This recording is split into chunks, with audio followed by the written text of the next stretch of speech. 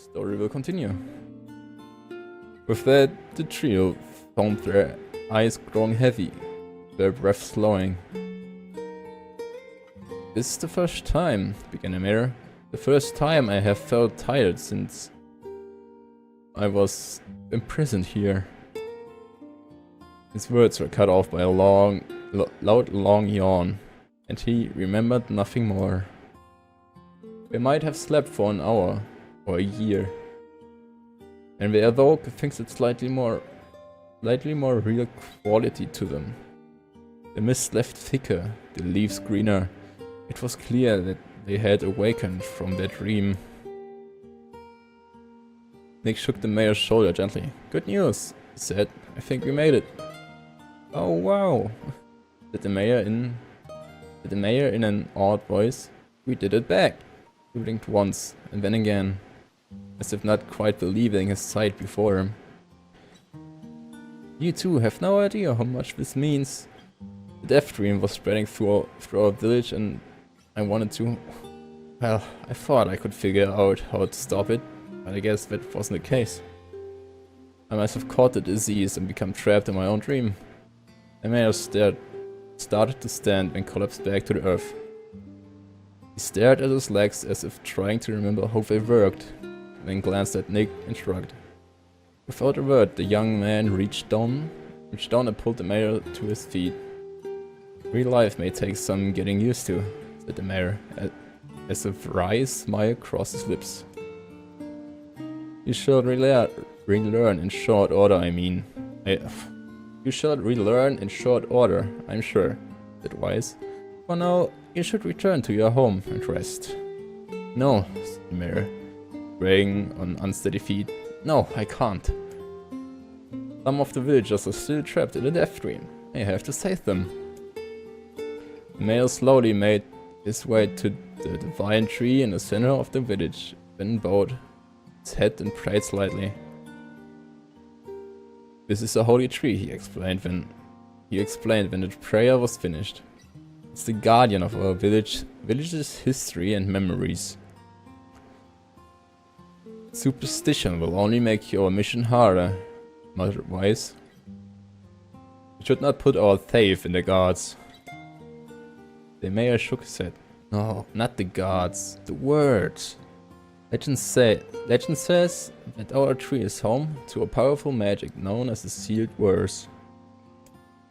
Nick and Weiss could not contain their surprise. It seemed a goal had been found in the most unexpected place. "I say," muttered Weiss, certainly a stroke of luck. Damn it. I'm done reading." As the three of them said their goodbyes, Nick mentioned the strange man who had given them the third riddle, and the mysterious words he had left them with. "I once saw a version of you that was not yourself," muttered the mayor. "What in the world does that mean?" Lost in thought, he stared into space for a long moment. "You know," he said softly, "this is going to sound odd, but I had a feeling I'd seen you before too." Nick tried to keep a straight face and failed, but the mayor didn't seem to notice. Deja vu, right? Anyway, I think it's just some kind of illusion created by the death dream. It probably doesn't mean anything. Nick gave the mayor a nod and a smile, but inwardly his thoughts were racing. There's something wrong about the mayor and his words. And what exactly is going on here? That riddle would prove to be the most difficult one of all. Oh, thank you so much. Finally, I can drink something. Now I can finally return to a normal life. This is one of the most bizarre diseases I have ever encountered. I know. That's why we have to help the other villagers, no matter what.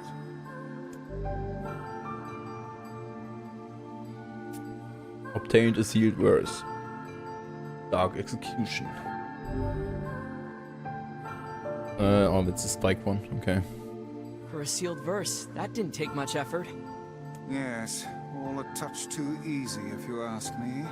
It's almost as if someone was guiding us to this village. Don't overthink advice.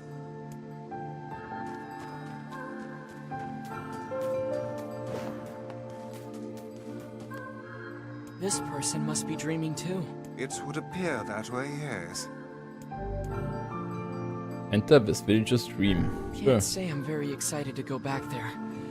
That dream world sorta creeps me out. Perhaps you should spend less time complaining and more time getting on with the mission.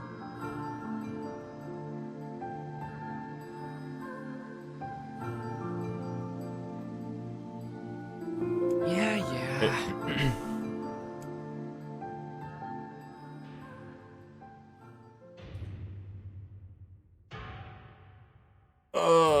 More reading.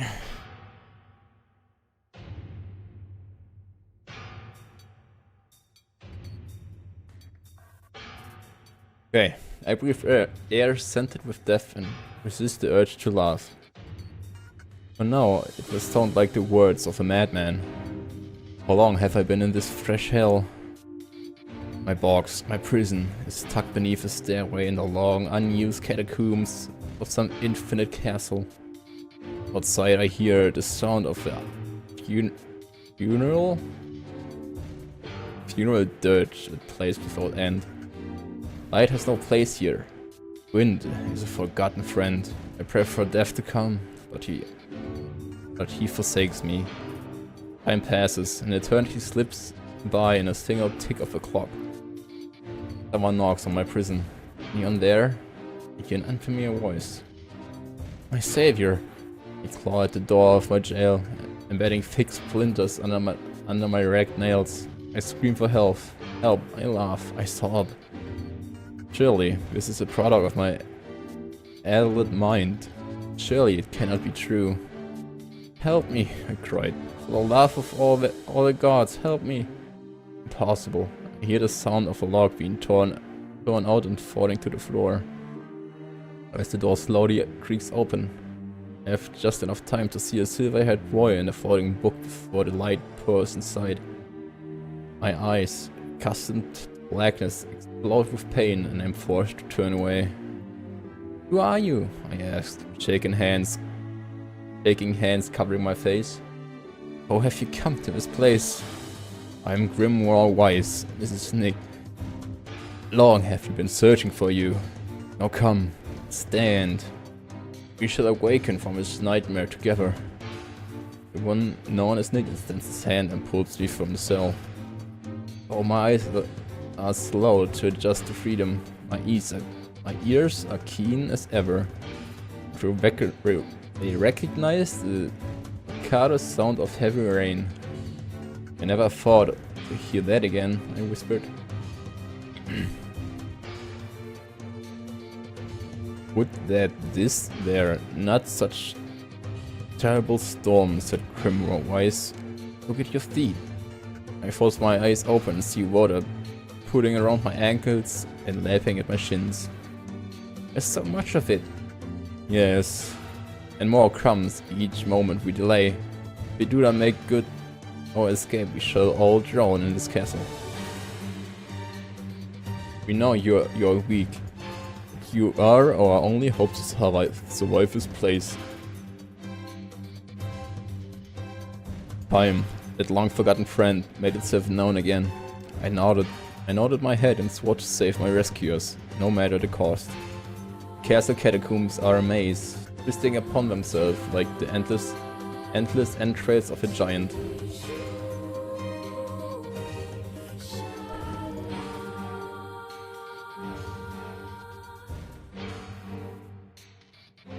I squint down the dim corridors and proceed north.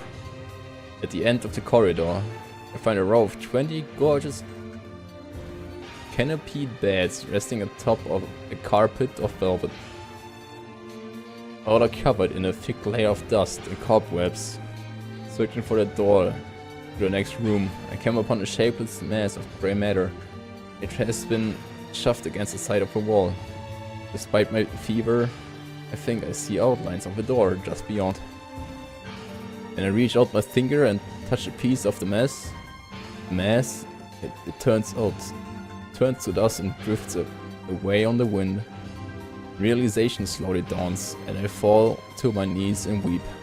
Corpses. I face a mountain of charred and crumbling corpses. I look from it to the beds and back again, until the horror dawns fully upon me. Someone has piled these bodies into a tower and set them ablaze. Whether they were alive or dead, I do not know. Insanity will not permit me to consider the proposition further. I make a sound. Whether scream or laugh, I cannot be certain. And my mind grants me merciful blackness. And I find myself opening the door and leaving that most terrible of rooms. I sprint down the dim corridors, proceed east. Squint down the dim corridors and proceed north. Then